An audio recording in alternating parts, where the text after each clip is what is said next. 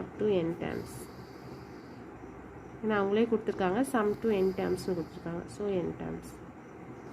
So next என்ன பண்ண போகிறோன்னா multiply and divide by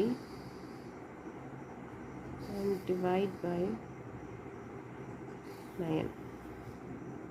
9ஆல் multiply and divide பண்ண போகிறோம். So 5/9 into 9 to 1 plus 11 plus 111 plus up to n terms. So next இந்த divide பண்ணக்கூடிய 9 அப்படியே இருக்கும். மல்டிப்ளை பண்ணக்கூடிய 9 ஒவ்வொரு டேர்ம்லேயும் மல்டிப்ளை பண்ணுறோம். So 9 plus 99 plus 999 plus up to n terms.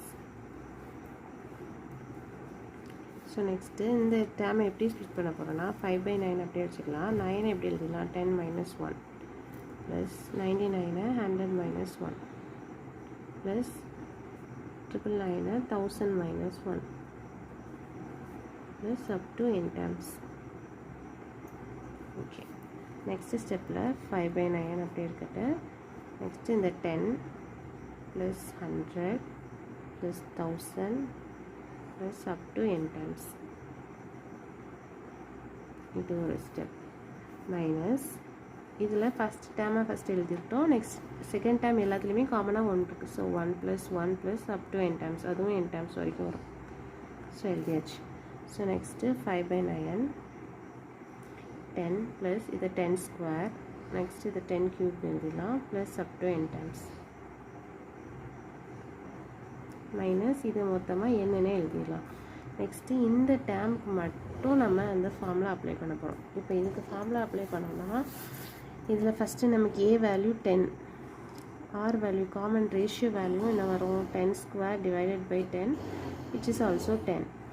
So நம்ம என்ன ஃபார்முலா யூஸ் பண்ணிடலாம் Sn is equal to a into r power n minus 1 divided by r minus 1. இந்த ஃபார்முலா யூஸ் பண்ணி இந்த இதுக்கு மட்டும் சப்ஸ்டியூட் பண்ண போகிறோம். ஸோ 5/9 a வேல்யூவும் 10 தான். 10 into 10 power n minus 1 divided by 10 minus 1 minus n இப்படி இருக்கும். ஸோ லாஸ்ட் ஸ்டெப்பில் பார்த்தீங்கன்னா இந்த என்ன பண்ணிடலாம் 5/9 இங்கே 10 divided by இந்த 10 minus 1 9 தான் நமக்கு into 10n minus 1 அது அப்படியே இருக்கும் minus n. நெக்ஸ்ட்டு இந்த 5/9 வச்சு இந்த ரெண்டு டேர்ம்லேயும் மல்டிப்ளை பண்ண போகிறோம். இப்போ இது ஃபுல்லாகவே ஒரு டேர்ம், இந்த n தனி டேர்ம். ஸோ மல்டிப்ளை பண்ணும்போது 5 into 10 நமக்கு 50 ஆயிரும். Divided by 9 into 9 81 into 10 power n minus 1 இது ஒரு டேர்ம் மைனஸ் 5/9n இது ஒரு டேர்ம். ஸோ இதுதான் ஆன்சர். ஸோ தேங்க்ஸ் ஃபார் வாட்சிங்.